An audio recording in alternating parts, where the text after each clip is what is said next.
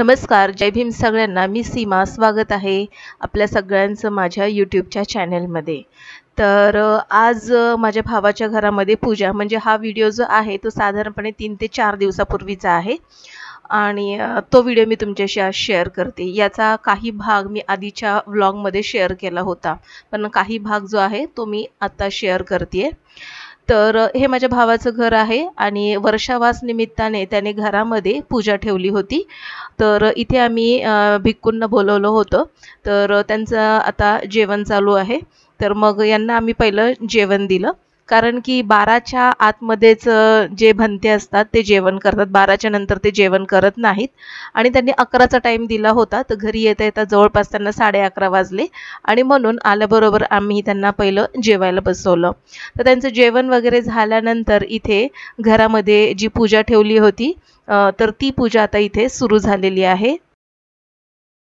तर हा माझा भाऊ आणि वहिनी भारतामध्ये जवळपास 3 ते 4 वर्षांनी येत असतात आणि हा माझा भाऊ जो आहे तो तिथेच राहतो.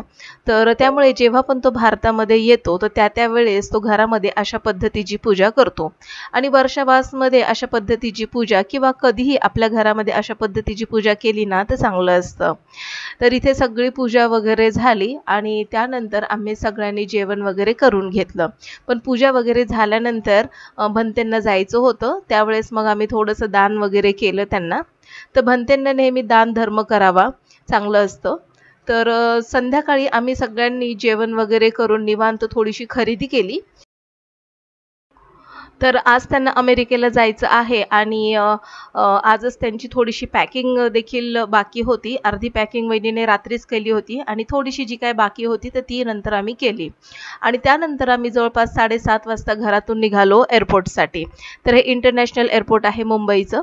तर इथे आम्ही चाललेलो आहोत, वहिनी, दादा आणि माझ्या भावाच्या मुलांना सोडवायला.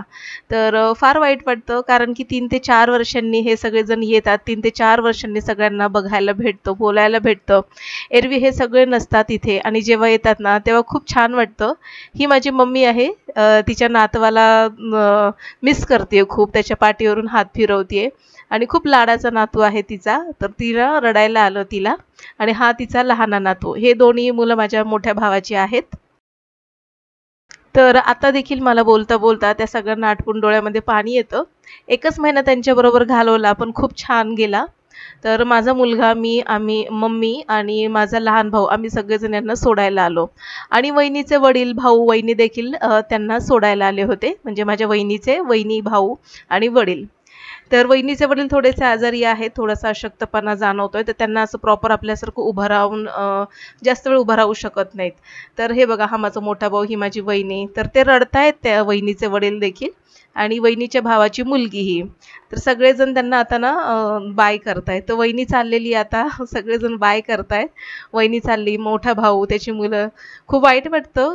खूप दिवसांनी असं म्हणजे पुन्हा चालले ते आणि 3 ते 4 वर्षानंतर पुन्हा त्यांना बघायला भेटेल.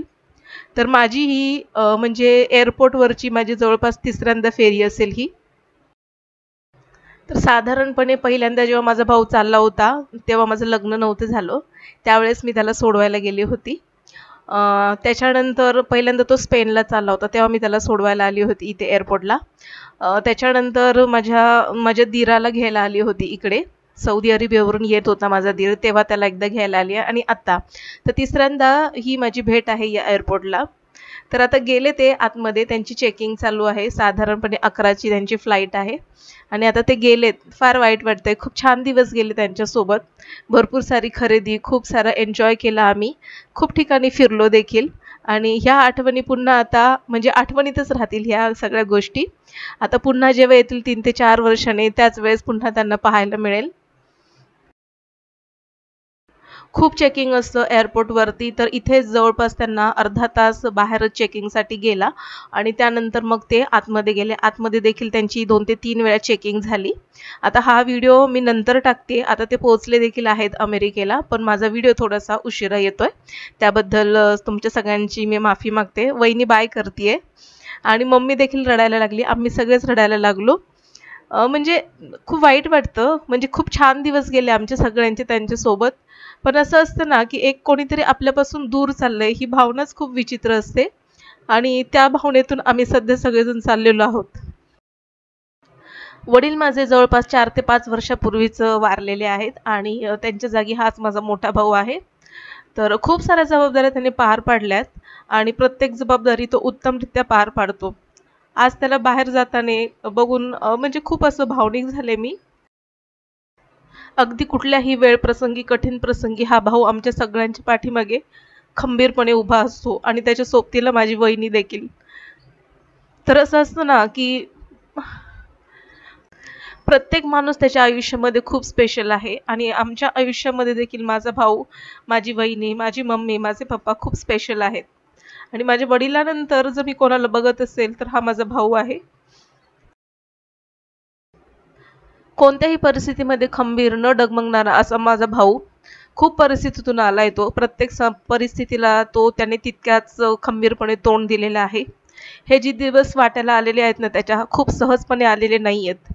कारण की ह्या दिवसापर्यंत पोहोचण्यासाठी त्याने खूप कष्ट केलेत, खूप म्हणजे खूपच. बरं असंही नाहीये की आमचं फॅमिली बॅकग्राऊंड खूप भक्कम आहे. आता जे भक्कम झालंय ते फक्त आणि फक्त याच्यामुळेच. याने खस्ता खाल्ल्या, याने अडचणीतून पुढे आणलं सगळ्यांना आणि म्हणून आम्ही आजचा दिवस बघतोय. आणि त्याच्याच बरोबरीला खांद्याशी खांदा लावून असणारी माझी वहिनी कधीही त्याच्या पाठीशी उभी असते. कधीही आम्हाला म्हणत असते काही गरज लागली तर सांगा. तर गेले आता सगळेजण.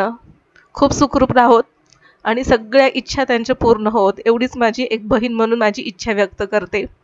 तर आजचा व्लॉग इतकाच होता. जास्त मी काही बोलू शकत नाही. चला भेटू पुन्हा. बाय.